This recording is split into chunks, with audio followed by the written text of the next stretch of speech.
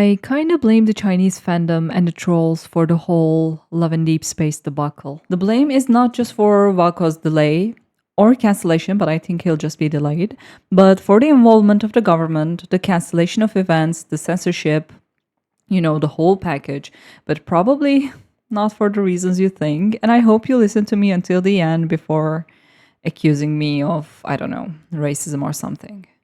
Before I get into things, I don't have the time and energy to turn this into a whole thing, so apologies for the low quality podcast like video. Let me get to my point quickly. For what I'm about to say to make sense, especially for people who live in the West and or aren't politically involved, I need to tell you a bit about the political climate in recent years in the country that I was born and currently live in. That being said, I can't name specific names because I don't want to get arrested. I wish I was being dramatic, but as I'm about to explain, it's a very, very real possibility. If you're curious about anything or want sources, though, you can always DM me. I'm a West Asian. We've been living under the same party's governance for the past 20 something years, and the last decade has seen a constant and severe increase in strictness and breaches of human rights that were supposed to be under the protection of institutional laws. It's reached a borderline level. For the past 2 years, it's become normal to wake up to a minimum of 5 people getting arrested by the police, forcibly entering their homes at the crack of dawn for things they literally didn't do, or on the account that they might. The most recent example is that there is, again, I can't drop names, but there's a huge political event being hosted right now here. And during the preparation phase, more than 200 people, including journalists, activists, and students, were arrested due to a possibility of them saying something negative or critical about the event.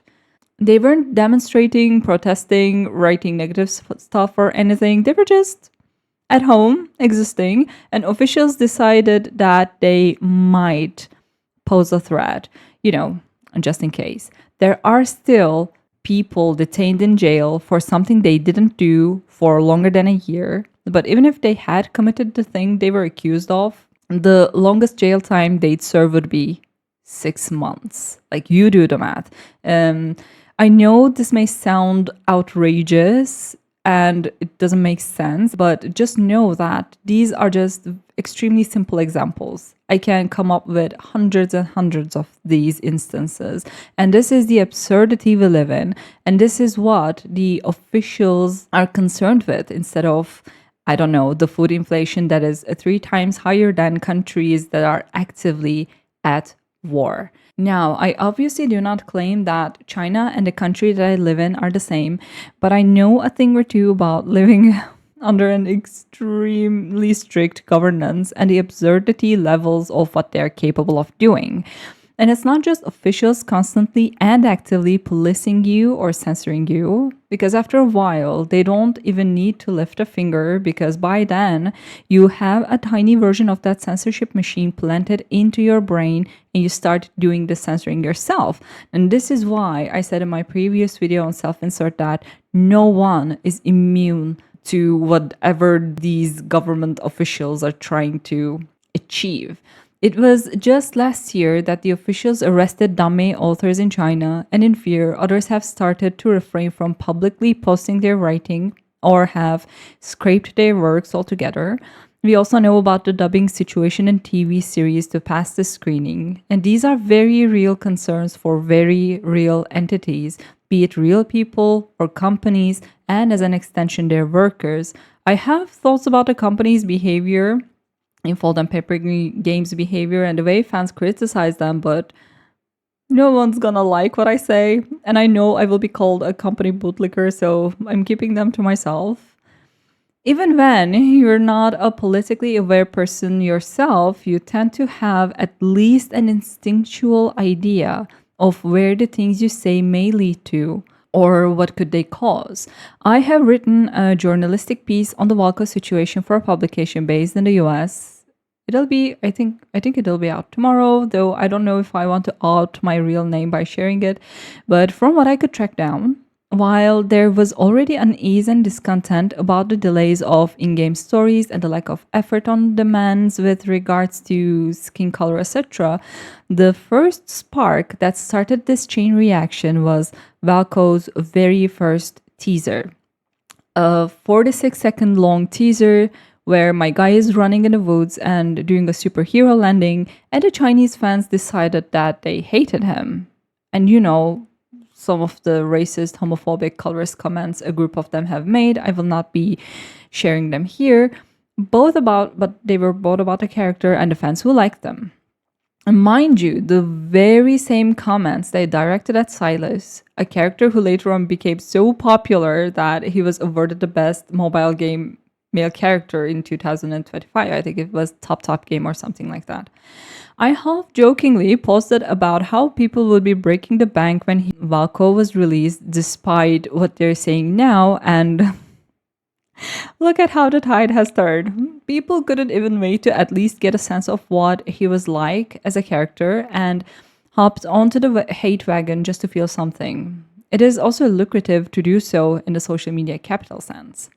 The hate to say I told you so aside, because the fans wanted him gone, they first resorted to these kinds of comments and then brought up the number 731 used in Xavier's World Underneath chapter.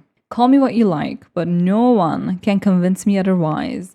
They weaponized an atrocity, a vile crime against humanity, their own collective trauma, just to cancel a character they didn't like. Maybe there were fans who were already upset about it long before the update and tried to communicate that to the company. Maybe there were. But if it was such a touchy topic and fans were also concerned about it, why didn't it blow up before?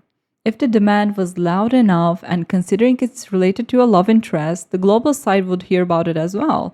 And this only tells me that it was a non issue before and cements the fact that it was used as a tool to get what they want, which was followed by the unfounded and nonsensical Valko problematic outrage. And a portion of the global fandom supported both the 731 situation and these claims, which obviously made the rest of us question, are you even aware of the themes the games you're playing has been implementing in the story? Now, this is not just whataboutism. We have to have a unified and unrelenting stance against censorship, including sporting the very same things you yourself find icky. I've seen so many, oh, so Caleb is okay, but you draw the line at Valko comments getting huge traction. And this is not the smart take these people think they're making. We have to advocate for freedom of portrayal and don't play approach towards media that we don't like, instead of trying to package our personal distaste with woke rhetoric that harms the very political ideas that we hold dear. Because the censorship and involvement of officials never stop at what you yourself prefer or want. The moment they're involved, no stone is left unturned, and even the things you think are all right will soon be scraped off for being quote unquote harmful. And no amount of crying will solve the problem because you will have to sit with the consequences of your actions. The reason why I went on that rant about my country is that both Chinese fans and trolls, because I'm sure a portion of those people were trolls that wanted to, fan the flames, must have known what being loud and bringing so much attention to these two depictions in the game would lead to. And they choose to do it anyway. Living in a country that arrests people for writing stories where two guys kiss, you must have known that if you were to cause an outrage big enough, first the news outlets and then officials would get involved, and it would only escalate to a point that it becomes impossible to contain. During times and political climates with a strong undercurrent of unrest, these kinds of outbursts create chaotic environments for radical people to act in ways that are extreme and harmful, just like that person who entered the Paper Games building. That person doesn't even have to be a player of the game or have anything to do with the debacle. Maybe they're just an incel who hates anything and everything. I don't know. All it takes is a drop to draw someone over the edge and finally enable them to act on the negative emotions brewing in them. Like, people love to look at these extremes as isolated incidents and write it off as crazy person doing crazy things, but it's never, and like, let me underline it, it's never an isolated event. It's just the tip of the iceberg. They know what their government is capable of. Now, you can't convince me that they only advocated for what they thought was right or didn't intend things to blow off. Every little thing blows off on the internet now. You could even tweet you hate chickpeas, then go to bed and wake up to your account trending on Twitter with thousands of people calling you names and slurs. The same goes for the censorship they implemented in the game, and I can only imagine what the future of the game has in store for us. As a fan of Love and Deepspace's lore and the subtle complexity it incorporates, I'm so upset about it. Before you play the China card, the game was doing all right so far, and the only reason why we're getting censored and or altered content now is the result of this absurd and outrageous crash out. So a big thank you to everyone who advocated for censorship and to the global players who fell into the very same traps. And we all have to either make do with a watered down version of a game we love so much, or simply abandon it, because I'm not sure if the altered Kindle videos or content will ever revert back to their original versions. And God knows what will be changed in the upcoming main stories. As much as I love the Valko I saw in the trailer and will continue to be a lot about him until we meet him in game, the censorship, the normalization of massive meltdowns, massive bullying, and amplifying heated one-liners instead of sensible and calm opinions online is the biggest issue for me. As always, thank you for lending me an ear. Apologies for the low quality again, and see you around.